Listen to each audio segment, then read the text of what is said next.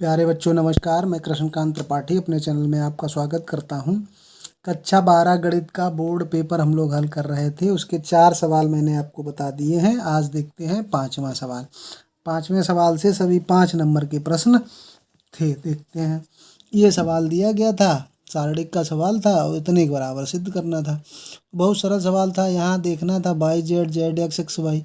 एक चीज़ की कमी थी, यहाँ एक्स की, यहाँ वाई की, यहाँ जेड की।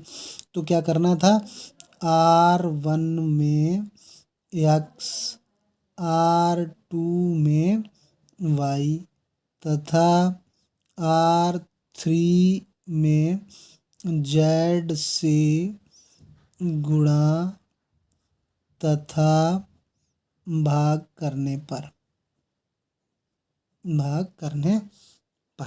अब गुणा तो हम अंदर करेंगे और भाग को बाहर लिख देंगे। तो पहले में एक्स किया, वाई किया, जेड किया, ये तो सब रहेगा बाहर। यहाँ एक्स का गुणा किया एक्स स्क्वायर, यहाँ गुणा किया एक्स क्यूब, यहाँ एक्स वाई जेड हो गया। यहाँ बाई से गुणा करना था तो बाई स्क्वायर, यहाँ से बाई क्यूब, यहाँ एक्स वाई जेड हो जाता। यहाँ जेड से गुणा किया तो जेड स्क्वायर, जेड क्यूब और एक्स वाई जेड हो जाता। अब देखो C3 से ये कॉमन मिल रहा है। C3 से एक्स वाई जेड कॉमन लेने पर उभयनिष्ठ लेने पर लिख सकते थे हिंदी में। तो कॉमन ले लेते तो एक्स वाई जेड ऊपर हो जाता, नीचे भी एक्स वाई जेड था। तो एक्स स्क्वायर एक्स क्यूब यहाँ पे 1 बच जाता, वाई स्क्वायर वाई क्यूब यहाँ पे 1 बच जाता, जेड स्क्वायर जेड क्यूब यहाँ पे 1 बच जाता। अब जब 1 1 आ जाता है किसी रो या कॉलम में तब तो सरल हो जाता है सवाल। फिर क्या करते हैं, 2 को 0 बना लेते हैं। अब क्या करना था, R1 माइनस R2 कर देते तथा R2 माइनस R3 कर देते, बस 2 जगह 0 मिल जाता आपको। तो क्या करना था, अब R1 से R2 घटाया तो X square minus Y square, X cube minus Y cube, 1 से 1 गया 0। अब वाई स्क्वायर से जेड स्क्वायर घटाया, वाई क्यूब से जेड क्यूब घटाया, 1 से 1 घटा 0 और थर्ड रो ऐसे ही बची रही, ये ऐसी ही बनी रहेगी। अब अच्छा, x square minus Y square a square minus b square के गुणनखंड आप जानते हैं, ए माइनस बी और ए प्लस बी। और ए क्यूब माइनस बी क्यूब क्या होता है, ए माइनस बी और एक कोष्टक में a square plus a b plus b square, ये होता है। तो वही फार्मूला लगाएंगे तो क्या हो जाएगा, R1 से एक्स माइनस वाई कॉमन मिलेगा, R2 से वाई माइनस जेड, उभयनिष्ठ लेने ले लेते तो क्या मिल जाता है आपको, बाहर आ जाता है एक्स माइनस वाई और वाई माइनस जेड। अब यहाँ से एक्स माइनस वाई उभयनिष्ठ आ गया तो एक्स प्लस वाई वाला तो बचेगा, यहाँ से ए माइनस बी आ गया तो ये वाला तो बचेगा। तो X square plus X Y plus Y square ये रख देते, यहाँ पे वाई प्लस जेड बचता, फिर Y square Y Z plus Z square बचता 0, जेड स्क्वायर जेड क्यूब और 1, ये आ गया आपका। अब क्या करना था, C3 के सापेक्ष विस्तार कर देते, C3 के सापेक्ष विस्तार कर देते तो क्या मिलता, X minus Y Y minus Z तो बाहर लिखा है। अब देखो पहला 0 दूसरा 0 तो तीसरे इसके साथ आता है। अब तो जब इसके साथ आता तो ये रो छूट जाती, ये कॉलम छूट जाता, ये रो ये कॉलम छूटती तो इसका गुणा ऐसे हो जाता। तो इसका गुणा इसमें, अब गुणा कर देते डायरेक्ट, क्या हो जाता, एक्स वाई स्क्वायर, फिर प्लस में एक्स वाई जेड, फिर एक्स का गुणा एक्स जेड स्क्वायर और माइनस में ये गुणा, अभी वाई का गुणा बचा है, plus Y cube plus Y square Z plus Y Z square, इसके एक्स और वाई का गुणा कर दिया। फिर माइनस, बीच में माइनस होता है, आप वाई का गुणा करेंगे तो X square Y minus X Y square minus का वाई क्यूब। अब जेड से गुणा करेंगे तो minus Z X square minus X Y Z और माइनस जेड वाई स्क्वायर। अब देखो क्या कट रहा है, कुछ कट रहा हो तो काट दो। X Y square X Y square X Y Z Y cube Y square Z, ये तो गए कट हमारे पद।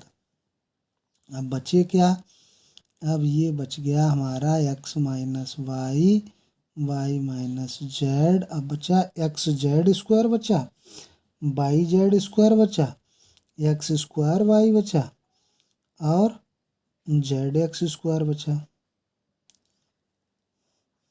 तो इन दोनों में क्या करें, एक्स कॉमन ले लें इन दोनों में।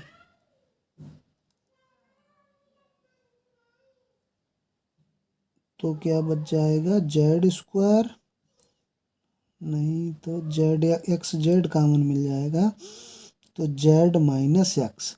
इन दोनों पदों में जेड एक्स कॉमन है तो क्या बचेगा, जेड और यहाँ एक्स का स्क्वायर है तो जेड माइनस एक्स।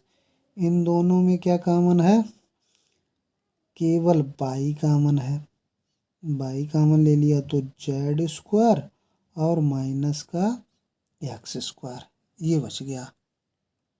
अब ये हमारा आ गया। अब इसमें क्या करना था, x minus Y Y minus Z. अब x z z minus x को ऐसे ही लिखा रहने देना था।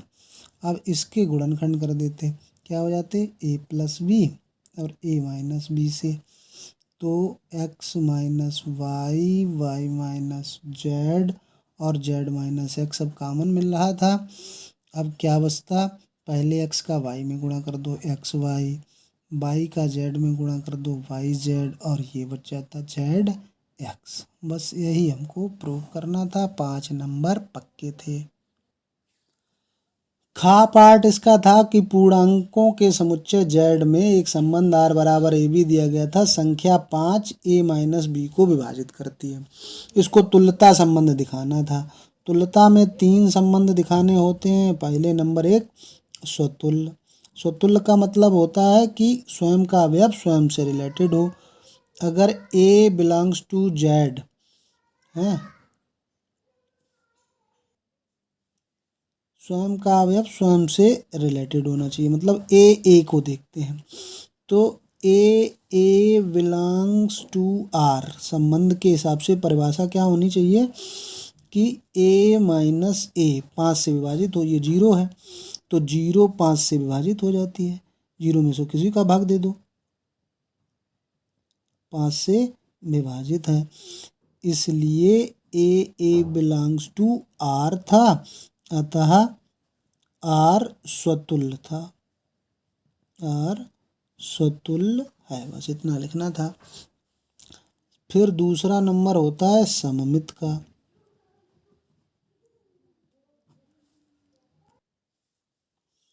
इसमें 2 अवयव ले लिए जाते हैं, माना a B belongs to Z तो a B belongs to R, इसका मतलब है कि ए माइनस बी 5 से विभाजित है, ये तो ऊपर सवाल में ही दिया गया है। अब हमें इसका उल्टा दिखाना है। अगर पूर्णांक है, पूर्णांक में जैसे 5 है, अगर 5 5 से विभाजित है तो -5 भी तो पूर्णांक ही है, -5 भी कट जाता है 5 से। तो अगर इसमें माइनस चिन्ह कॉमन ले लें तो ये क्या हो जाएगा, b माइनस ए 5 से विभाजित होगा।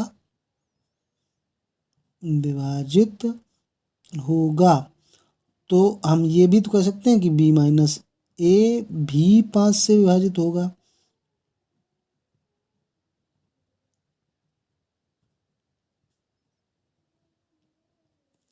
है। तो इसका मतलब b माइनस ए अगर विभाजित होगा तो इसका मतलब क्या होगा कि B A belongs to R होगा। यानी कि अगर सीधा अवयव सीधा अवयव एक कोई है आर में तो उसका उल्टा भी होना चाहिए, अतः आर सममित है।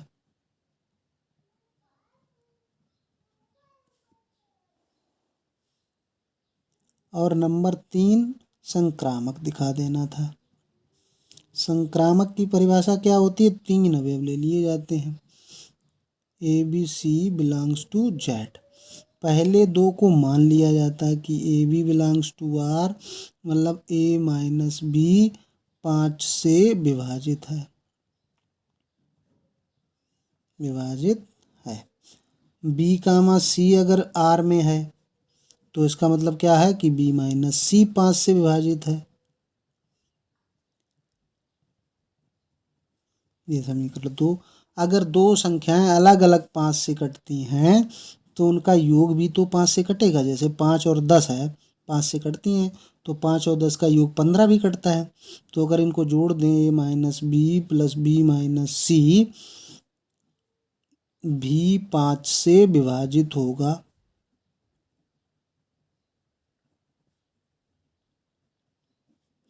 तो यहाँ बी बी कैंसिल, तो इसका मतलब क्या हुआ कि ए माइनस सी 5 से विभाजित है।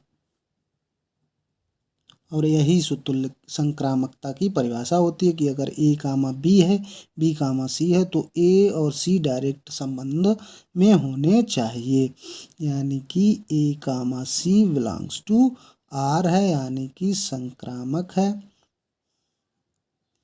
आर संक्रामक है जब स्वतुल्य सम्मित संक्रामक है, अतः तीनों जब होता है तो आर को तुल्यता संबंध कहते हैं। आर तुल्यता संबंध है। बस इतना दिखाना था, ये भी 5 नंबर पक्के थे। आगे के सवाल अगले वीडियो में। धन्यवाद।